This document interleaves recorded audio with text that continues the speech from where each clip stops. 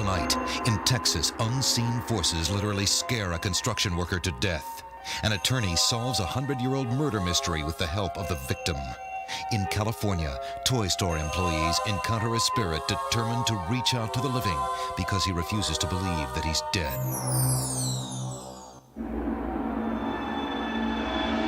Reaching out from the world that lies beyond, they glide through the portals of our imagination. They shouldn't even exist, yet they've been seen appearing in the wink of an eye and vanishing in the pound of a heartbeat.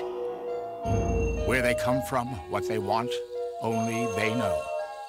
They are beyond life, beyond death, to some of us beyond belief. But you are about to meet ordinary men and women who claim to have witnessed them, walked with them, even embraced them. Real people who believe they have come face to face with real ghosts.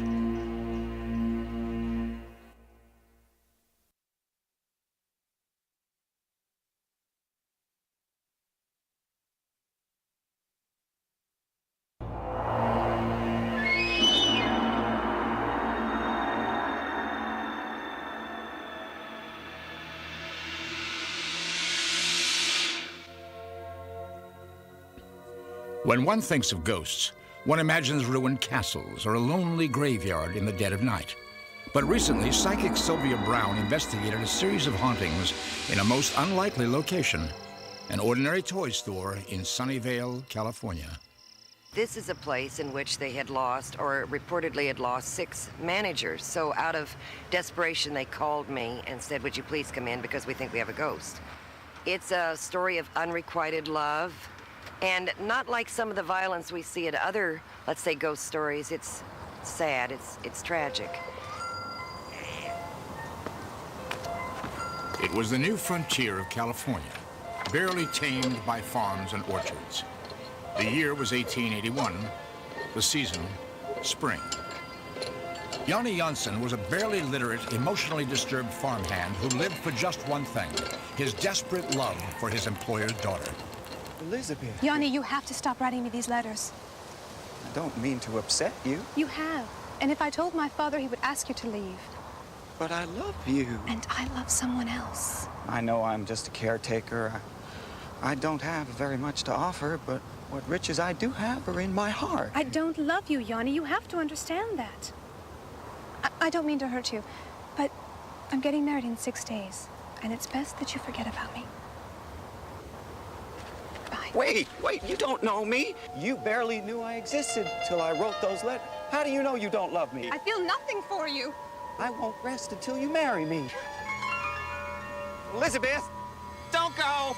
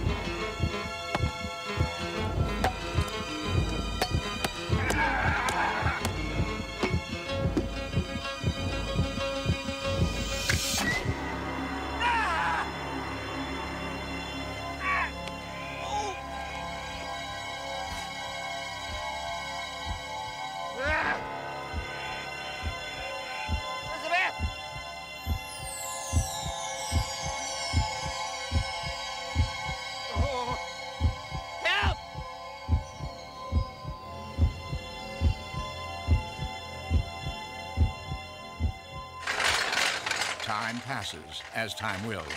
What was once an orchard became a busy toy store, filled with the sounds of laughter, the hum of cash registers, and the presence of something else. Something that cannot easily be put into words. Hello? Is anybody there?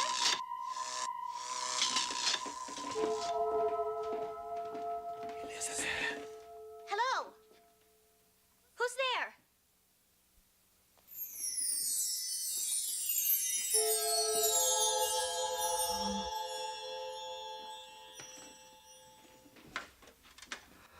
Whoa!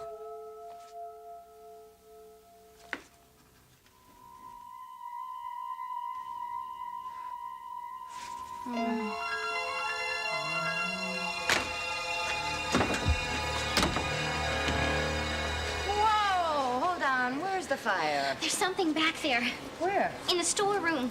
It touched me, and it said something. Oh, what touched you? Excuse me, are you the manager? Yes. There's something wrong with your bathroom. The water comes on by itself. I turned the faucet off, but it came back on again. I think you need a plumber. Oh, I'll call one right away. Thank you. May I please have the rest of the day off? Oh, whatever it is that scared you back there, I'm sure there's a logical explanation for it. Come on, I'll show you.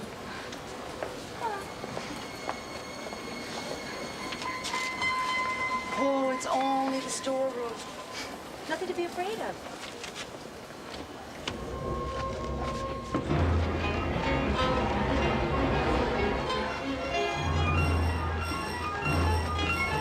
Okay, guys, we got a little problem. So I am putting the storeroom off limits for the next couple of days. Rumor has it there's ghosts in the storeroom. Welcome to Ghosts R Us. Can I haunt you? This is not a joke. And if you go around saying that there's a ghost, then we're liable to lose all of our customers. So until I can figure out exactly what this is, it's business as usual. Okay?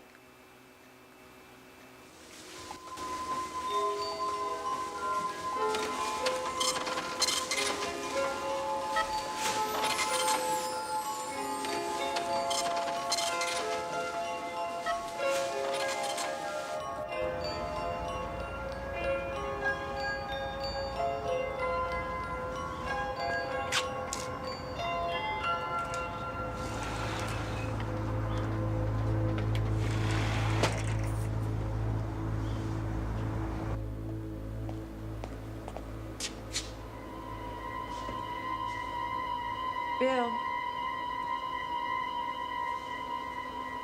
Did you stack them like that? No.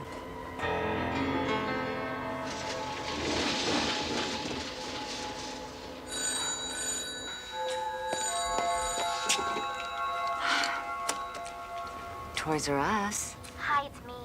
Margie and I are at the school library. We're trying to figure this thing out. And we just found out some really interesting information.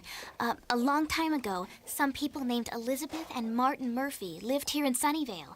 They had this hired hand named Yanni Janssen, who was killed in an awful accident. The spooky part is that all this stuff happened exactly where the store is now. We also found a lady we think can help us. She's a psychic researcher. Her name is Sylvia Brown. She works with the police and really knows this area. She specializes in these kinds of cases. She's supposed to be very professional. She may even know who the ghost is. We really think she can help us. What do you think? I need her right away. All right, we'll get in touch with her. Uh-huh.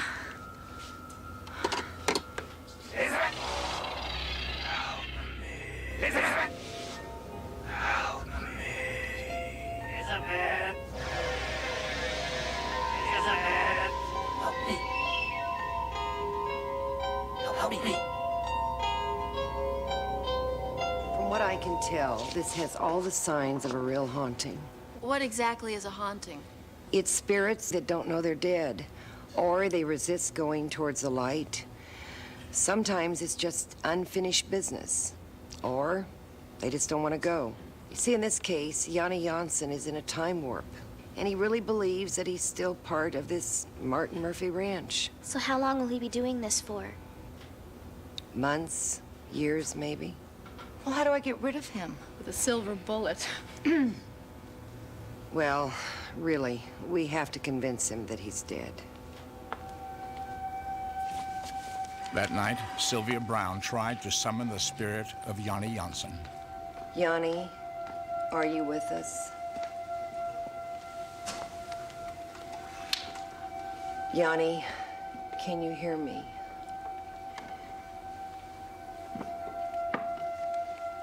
I can feel his presence now. It's getting stronger. He's coming towards us. I can see him. He looks a lot like Casper. He's coming around the corner now.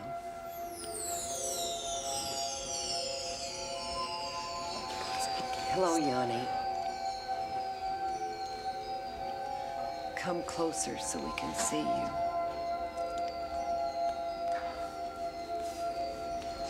You're looking for someone.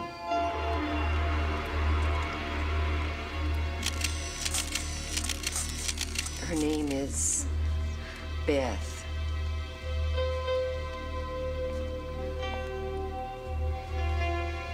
Elizabeth Murphy. Is this Martin Murphy's wife? No. This is his daughter.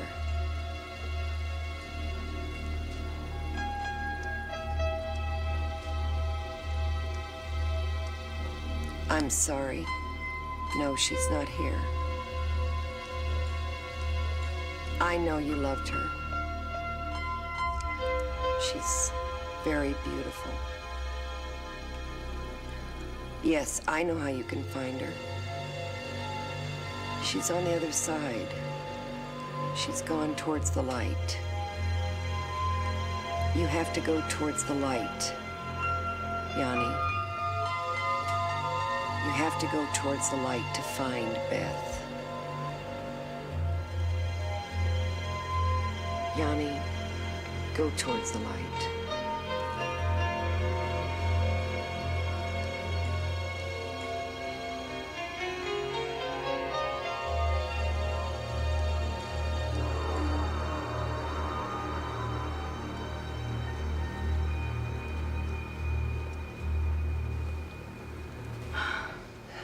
Thank you.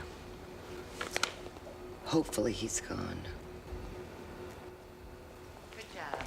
Good night. Good night, good job. Hey, drive safe now, okay?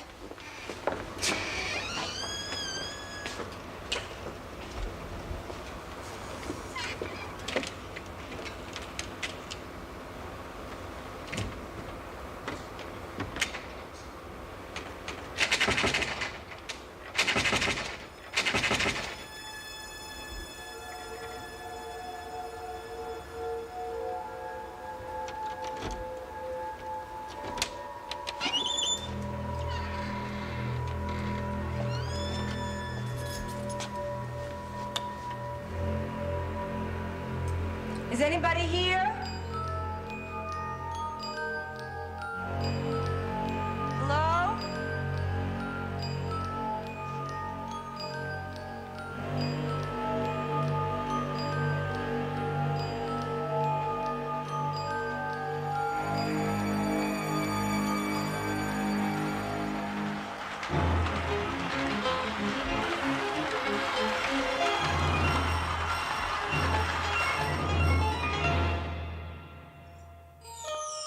Yanni's appearance in the 1982 seance, as evidenced by this famous infrared photograph, was not his last haunting. In January of 1991, we revisited the Sunnyvale Toys R Us, where employees past and present gathered to talk about their experiences in the intervening years. I heard my name being called. And, I listened again, and I turned around, and I couldn't see who was calling me. And I said, wait a minute, she's not even working today. And I'd get back up, and I'd start fixing the overstock again, and I'd hear it again. And then I'd feel my hair being caressed. And it just, ugh. And the one little teddy bear, instead of just falling down like it normally would, went out into an arch down to the floor. And I said to the manager, "You say what? Did that frighten you?" And he said, "It sure did, Put." So now when I go into the stock room, I bless myself and I say, "Hi, Johan. It's only me doing a day's work." And upstairs we heard footsteps, very loud footsteps, thump, thump, thump, thump. And I looked around and counted 1, 2, 3, 4 to make sure we were all there. And we were all there. And I asked one of the employees, I said, "Let's go upstairs and check it out." He's all, "No way, I'm staying right where I am." I had gone in to use the restroom, was in one of the restroom stalls, heard the door open, heard the water turn on, kind of looked under, saw nobody in the restroom. The water turned off, the door opened, and I refused to use the restroom the rest of the 6 weeks I was here. Someday, of course, he will leave. Maybe Beth will come for him, some loving entity will grab him. He'll go on to the white light, but until that time, he still walks up and down these halls looking for his lost love. When we return, a ghost helps to solve the mystery of her own murder.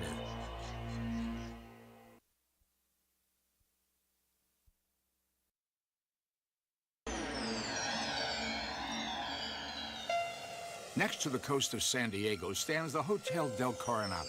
For over 100 years, it has been famous as one of the world's greatest examples of Victorian architecture. But since 1892, there have been reports that the ghost of a beautiful young woman named Kate Morgan, an apparent suicide, haunts the hotel.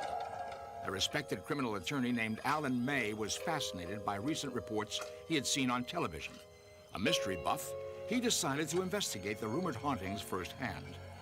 One summer night in 1989, Alan May checked into the Del Coronado. He stayed the night in the very room Kate Morgan was said to haunt. By the next morning, he was asking to be moved to another room. What can I tell you, Mr. May? As far as I know, room 3502 is the one that... Well, you were there last night. Didn't you hear anything? Yeah, I heard the elevator, I heard the ice machine. Look, I'm not trying to be difficult, I just don't think that was the room. According to the stories, Kate spent her days looking out the window waiting for her lover to come. The room I was in had no window. Besides, you said yourself the last 2 times they redesigned this hotel, they changed all the room numbers. According to all the records, that would have been room 302 in 1892. That's the room I want. Let me see if it's free.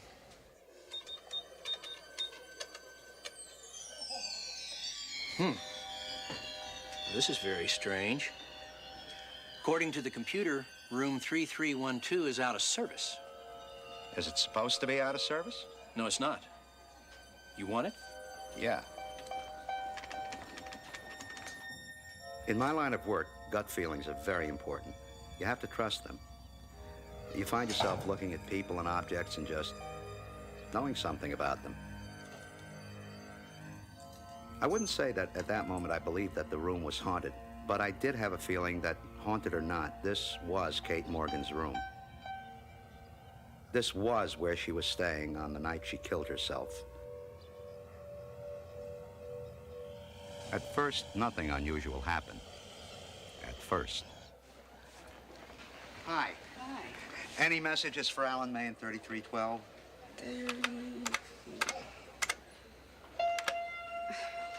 Are you sure that's your room?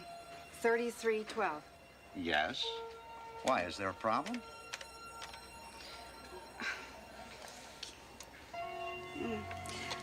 The computer says you've checked out, that room's out of service.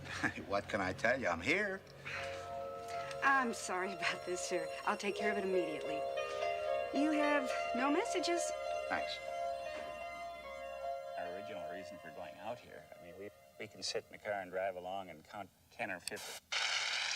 That night, I couldn't sleep. It was like I was waiting for something to happen. But what?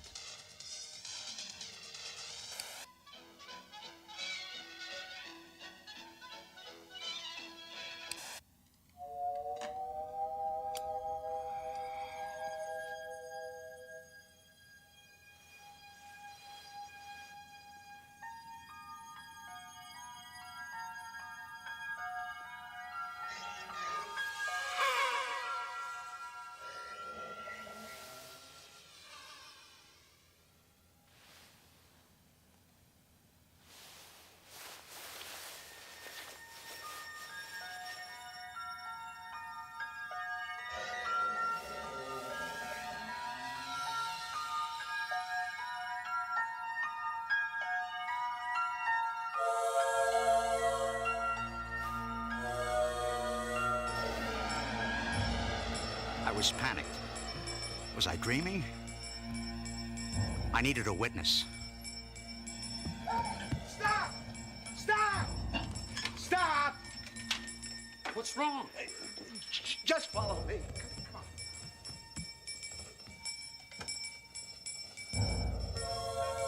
you see it? TV's off.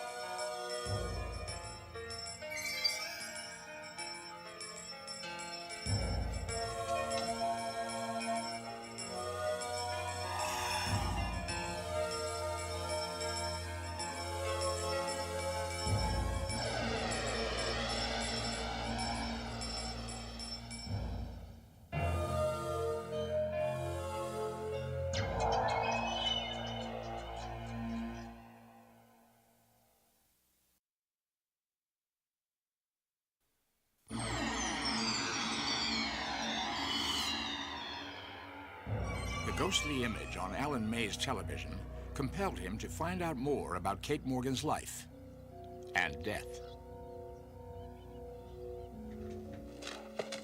A strange calm came over me. It was the kind of feeling I get when I've just agreed to take on a new case. To my surprise, Kate's paper trail still existed, and it told a very curious story. Kate was married and deeply in love with a handsome con man named Tom Morgan. How many cards would you like, Mr. Fairchild? I'll take 3. Posing as brother and sister, the two traveled around the country, never staying in one place for long, for good reason.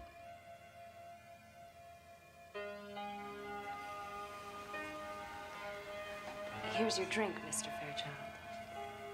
Well, thank you, Miss Bernard. And here's yours, Charles.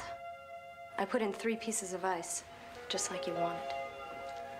Thank you, Lottie. Your sister's very lovely, Bernard.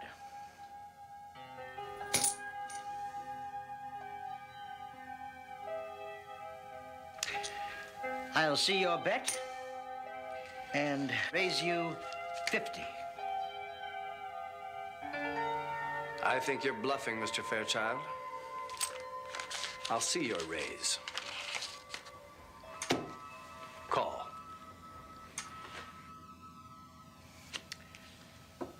Three aces.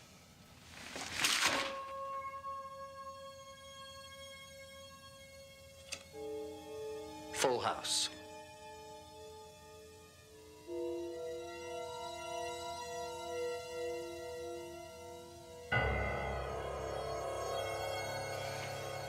Someday, Mr. Bernard, you'll have to tell me how you did it.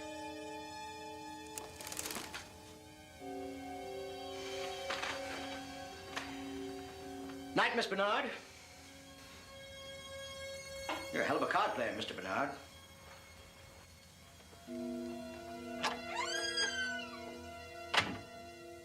It was a con game that worked. But Kate wanted something more. You know what I'd like most, Mr. Morgan? I'd like someday to be able to wear my wedding ring out in public. You will, Kate. If we keep scoring like this, in a few years, we'll be able to retire. Actually, I was thinking maybe I'd retire a little earlier than that. I'm pregnant, Tom. You can't be. Well, I am. Your job is to take their minds off the game. Nobody's gonna look twice at a pregnant woman. This ruins the whole scam.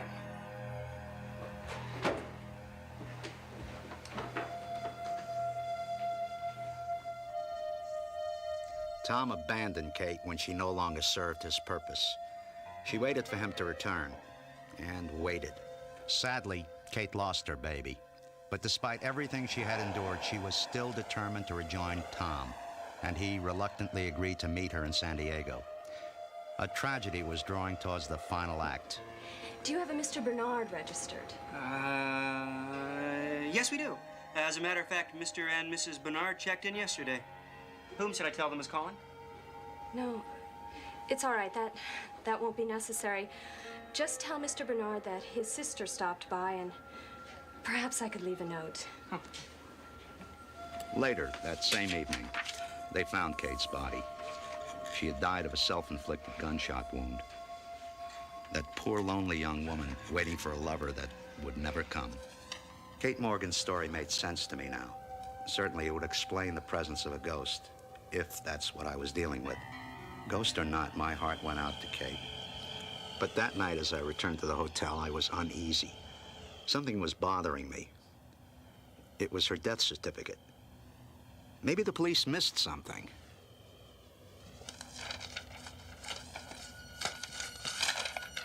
The police had missed something vital. The gun that Kate had supposedly used was a .44 American Bulldog. Yet the slug taken from her skull at the autopsy was a .38, a much smaller bullet. At that moment, I felt I was close to solving the mystery.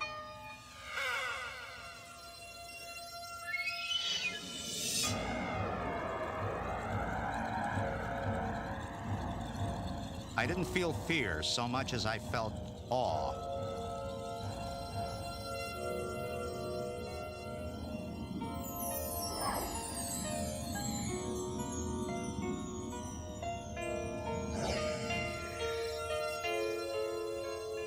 It was my room, but not my room.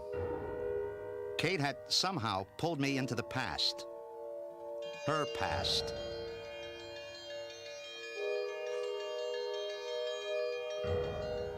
Kate obviously wanted to show me something. And I had no choice but to follow. As I left the room, it was as if I were there, but not there. How can I explain it? It was like, I don't know, like sleepwalking on the stage of some bizarre play. All I could do was watch as the events unfolded. I got your note, Kate. What do you want? I thought I wanted you. I don't anymore. What do you want, Kate? You want money? Is that it? You want a divorce? You can have it. Just tell me what you want, Kate.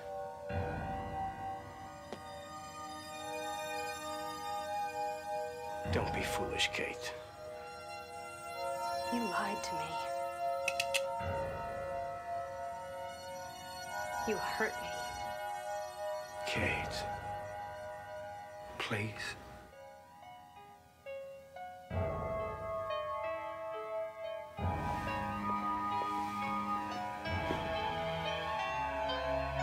Kate, behind you!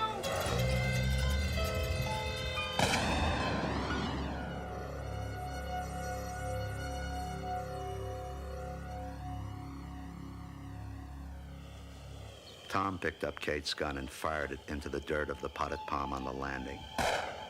He placed the gun in Kate's hand and walked away. He just committed a perfect crime. Everyone believed that Kate Morgan had killed herself. That is, until 98 years later, when a skeptical attorney took up her case.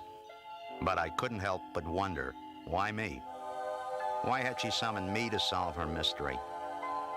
If Kate knew, she wasn't telling. Weighted down by the tragedy he had witnessed, Alan May decided to tend to Kate's grave. He had purchased a headstone so Kate would not be cast aside in death as she had been in life. Later, Alan would discover that Kate Morgan had an earlier child who had survived. Unable to care for him, she had left him in the home of a close friend, a San Francisco reverend, who then raised the boy as his own son. And amazingly, that reverend was Alan May's own great-grandfather. Though Alan May's experience with the ghost of Kate Morgan seems too incredible to be true, his credibility as a witness appears to be undeniable. For the last 18 years, I've been a practicing attorney here in California, so this whole metaphysical experience is very bizarre to me. It's something I've never believed in before. I believe in it now, though, because not only did I have the experience of seeing what I saw, but I've got 4 or 5 witnesses who also saw it too, so I have to come to the conclusion I wasn't incompetent or non-compos mentis, but I was seeing what I saw. This Texas field is all that remains of the Metz Elementary School. Though quiet today, not long ago, ghosts were said to walk this place, ghosts that may have claimed a human life. When we return, the story of a terrified construction crew is the location of your next appointment with real ghosts.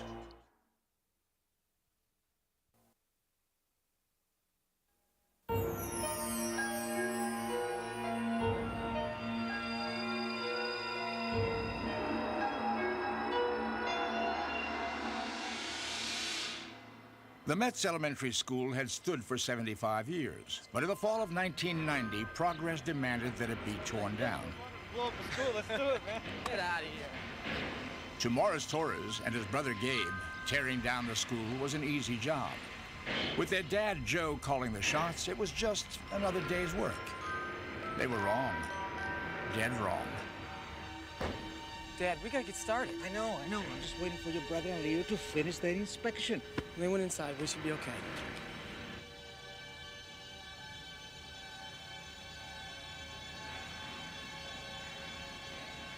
Looks like everything's ready. All right, then. Let's go tell your dad to get started. What was that? Sounds like kids. What the hell are they doing here? Didn't you have a childhood, Leo? Deserted buildings are great. You can hide and seek in them, or go treasure hunting, or even looking for dead bodies or gold. Yeah, well, I had a childhood, but I knew a hell of a lot better than to hang out in a building that was about to be torn down.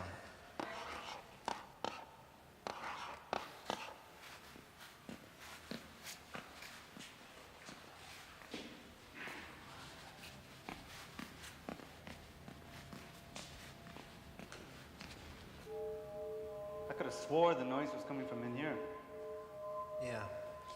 Well, maybe it was just in our heads.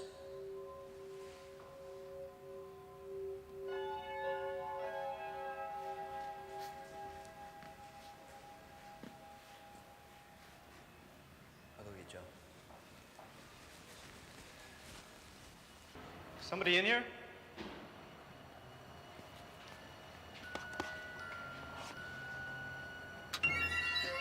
Hey, kid. What are you doing in here?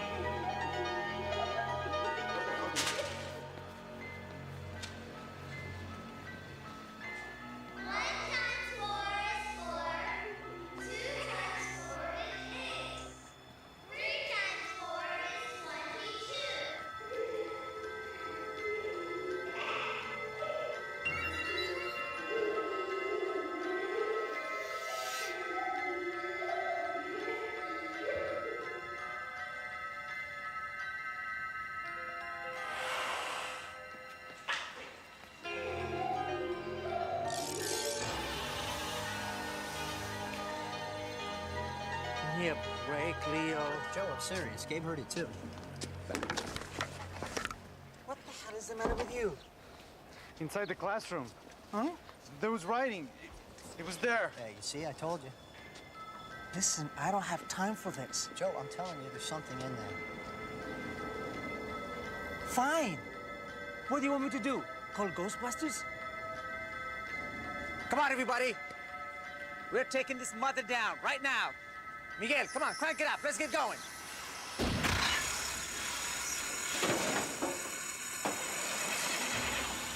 I don't know what happened. We'll try it again. Morris, get you back onto that other piece. Come on, hurry up.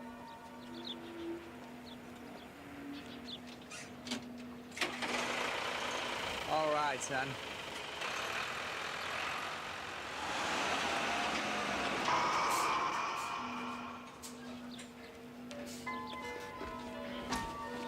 I'll go make a phone call, get someone down here to take care of this. Let's find my watch down. I'm losing my shirt on this job. What else can go wrong?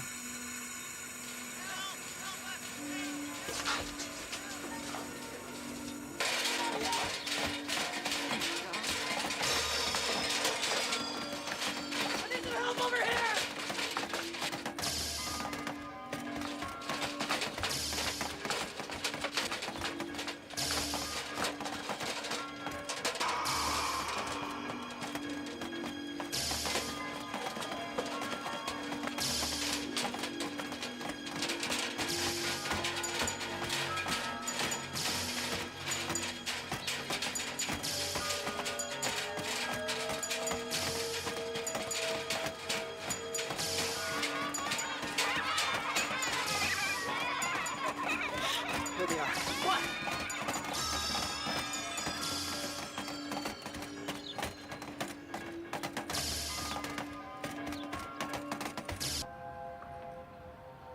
The newspaper found out about our problems. One afternoon, a woman named Elaine Ireland called me. She had read the story. She said she was a psychic, and she could help. What can I tell you? I was skeptical.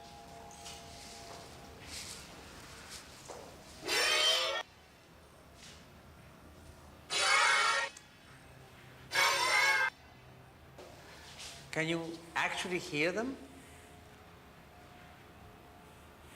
Yes, they live here. This is their home. Are they trying to scare us? No. I hear laughing and singing. These are happy spirits. They were fed here, they were loved here, they were protected. This is their home. There's nothing but positive energy here. So, what do they want? Mr. Torres, it's obvious what they want. They don't want you here. They don't want us here. They want you to go. How would you like it if someone was destroying your home? But lady, there's nothing we can do. We got a job, and we have to do it. I know. I know, Mr. Torres, and I know you don't believe in the spirits, but they're here, and they intend to stay right here. Maybe I should have listened. The next day, even more guys left. But what was I supposed to do? It was a job, and where I come from, you don't say no to work. Ghosts or no ghosts. I was ready to try anything. I even brought in a community religious leader to perform an exorcism. Oh, Heavenly Father, we ask you to have mercy upon these souls and allow them the rest that they seek within the sanctuary of your heavenly kingdom. Take them from our midst and grant them eternal peace. Amen.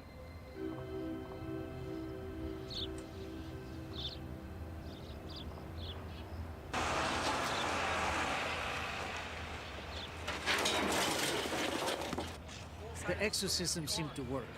I was ready to believe in miracles if that was going to help me get this job done. By the afternoon, we were beginning to make up some of the lost time.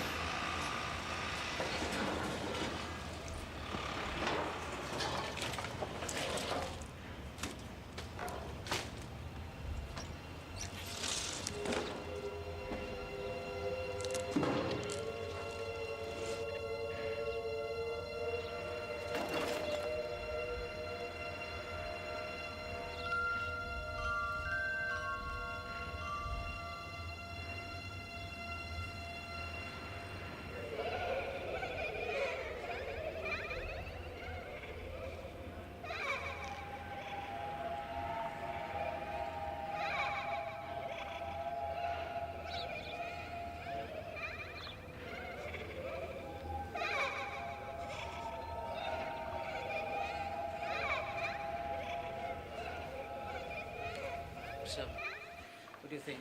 Can we catch up with ourselves? Oh, it's not possible. We can get part of the crew back by tomorrow. I'd even bet on it. All right? Thanks, Leo. Mr. Torres, I got trouble. What's the matter with you, Otto? I told you Morris would help you demolish that wall. No, that ain't it, Mr. Torres. I mean, I can't go back out there. Otto, we still care of those ghost things. They're gone. No, I can't go back. I got a feeling if I do, something terrible's gonna happen. Yeah? Well, if you don't go back in, something even worse is gonna happen to you. You'll get fired. Now, please listen and try to understand. We are running behind. I need you. But Mr. Torres... Otto!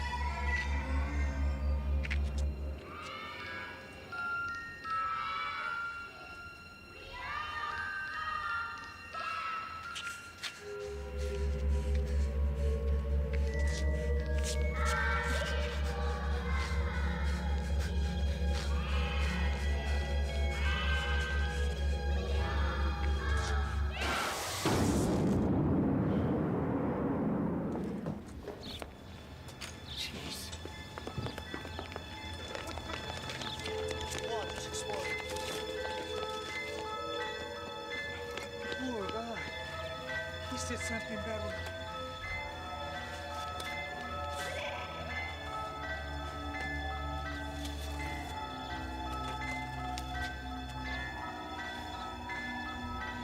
You're still coming down, no matter what.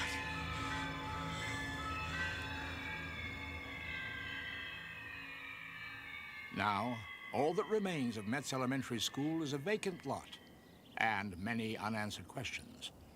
After the job, Joe Torres dug up one of the trees from the school and planted it in his daughter's front yard. Several days later, his son-in-law called to say that he heard voices coming from the tree. They were the voices of children, singing and laughing. Well, I was never one to believe in ghosts or spirits, but since I got reports and my equipment went down and my superintendent's wife stopped and his pickup wouldn't run and walls falling the wrong way, and my son bringing it to my attention that they've heard and felt and experienced some noises in there, and I began to think otherwise. When I was downstairs too working in a restroom between two narrow walls, cutting pipes, a cold breeze went through me, and it's kind of scared me for a while. You know, my brother's here sweating, and I'm up here getting all cold. They both got me to thinking about, are there really ghosts in here or not? And that still runs through my mind now, and I don't know what to believe anymore. There was a sadness that last time I was there. I think we trampled where we didn't belong without their permission. These children demanded attention, and they certainly got it, these spirits. There are at least 20 new believers and people with new respect for the spirit world. They're planning to build a new school there, of course, and I just wish them luck. I hope they don't go through the same experience that I did, and I just hope they have better luck than I did. Tonight, we've seen three very different kinds of ghost stories. What compels these haunting events? Why do ordinary men and women experience such extraordinary things? All that we know for certain is that there are many other tales to be told. Strange tales of real ghosts.